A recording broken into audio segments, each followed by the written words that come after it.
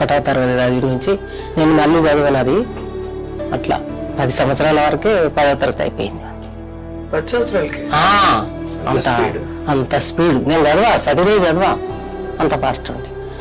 మళ్ళీ ఇంటర్ అయిపోయినాక కూడా కోచింగ్ ఇప్పించిన 2 సంవత్సరాలు డాక్టర్ రాస్తాను. వేరే ఆయనకు రాసి వచ్చాడు అంతే. వేరే ఆయనకు రాసి ఆయన రాయలే అదొద్దంటాడు. మళ్ళీ బీఈడీ చేశాడు. టీచర్ వచ్చింది నారాయణకేడు పోమంటే నేను పోను, గా 12 గంటలకు ఎవడు చెప్పాడే. అసలు ఇంట్లో ఉండే పరిస్థితి మనకి చిన్నప్పటి నుంచి లేదు.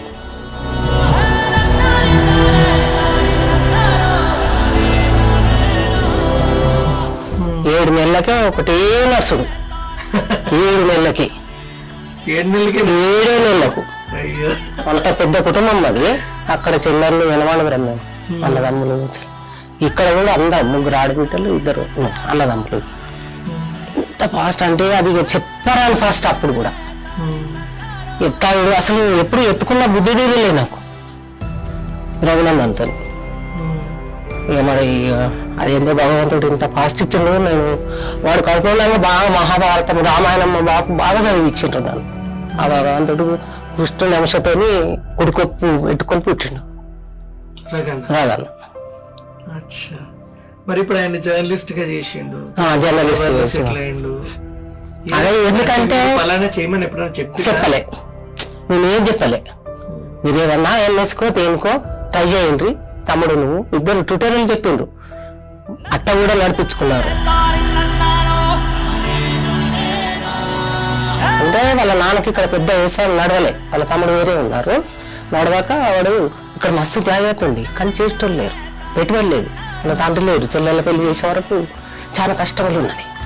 ఇట్లా అని వాళ్ళ సొంతగా మనం ఏమున్నా తిండి బట్ట అంతే చూసుకున్నా కానీ కొడుకు బాగా కష్టపడ్డాడు, బాగా కష్టం. మరి ఇప్పుడు ఊరంతా ఇంత సహకరిస్తుంది రకన్నకి.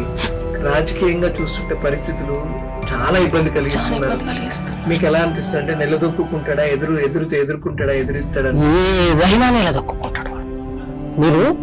మీరు ఏ అడవి విడిచిపెట్టినా వాడు మళ్ళా నిలదొక్కుంటాడు.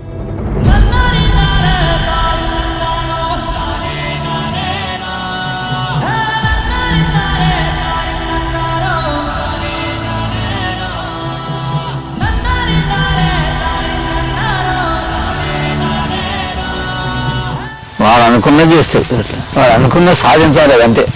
మొదటి నుంచి అంతే. వానికి ఏ కష్టం వచ్చినా చెప్పుకోడు, వాడు కంపల్సరీ అది సాధించేదాకా వాడు ఊకోడు. అంత పట్టుదల మనిషి. ఎవరు ఏమన్నా తప్పుంటే భయపడాలి, ఎవరికి మనం ఎందుకు భయపడాలి అంటాడు. అంతా ఆయనను మనం గుట్టంది కొట్టంతో ఎందుకు అని అన్నా కానీ మనిషి మొదటి నుంచి కూడా చాలా కొన్ని చెప్తాడు, కొన్ని చెప్పాడు. తల్లిదండ్రులకు ఎందుకు కష్టపెట్టాడు అనుకుంటాడు, ఎవరిని డిస్టర్బ్ చేయడు. తమ్ముళ్ళు అంటే పంచప్రాణం. ఈ తెలంగాణ ఉద్యమంలో కూడా బాగా పార్టిసిపేట్ చేసినప్పుడు 12 years చేసాను టీఆర్ఎస్ లో. సంపాదించు బాబు మస్తు పబ్లిక్ వాళ్ళందరినీ బతికించటోని నువ్వు ఎందుకు పోతున్నావు వాళ్ళకనే ఒకసారి అడిగిన. కేసీఆర్ ఫోటో పెట్టుకున్నాడు, ఒక ఈగని వాళ్ళని ఎక్కువ ఫోటో అంత ప్రేమగా చూసుకోండి కేసీఆర్. ఇప్పుడు ఆయన ఉద్యోగం స్టార్ట్ చేయగానే వీడు ఇక్కడ సంగారెడ్డి మొత్తం తెలంగాణ అంటే ఏంది అన్నది మొత్తం ప్రజలందరికీ ఏర్పాటు చేసి అంత పెద్ద పెద్ద మీటింగులు పెట్టింది. వద్దునన్నా నీకు ఒక బిడ్డ ఉందని అన్నా కానీ వాడు వినలే.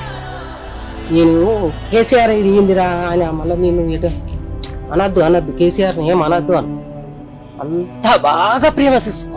తల్లిదండ్రిని మర్చిపోయి 12 సంవత్సరాలు ఆయన సేవ చేశాడు.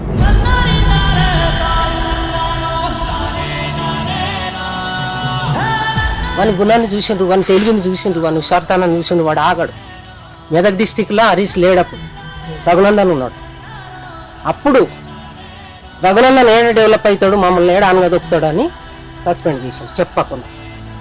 నాకు ఒక్కసారి కేసీఆర్ని కనవాడిని నువ్వు ఎప్పుడు టెన్షన్ పడకమ్మా, నేను ఉన్నా, నేను చేసి చూపిస్తా కదా నీకు అంటాడు. ఎప్పుడు కానీ వాడు అధైర్యపడాడు.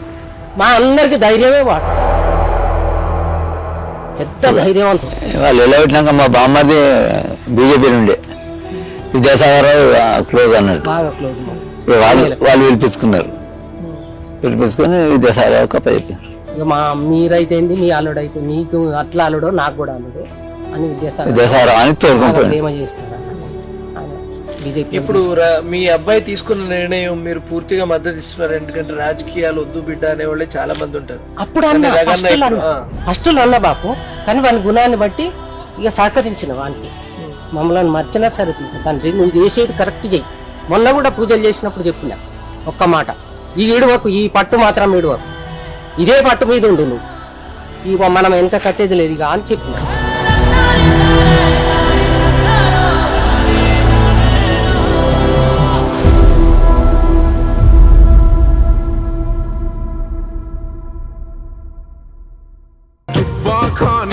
ప్రతి పేద తల్లి గుండెలో కంట నీరు తుడువగరగు నందనన్న కదిలెరో.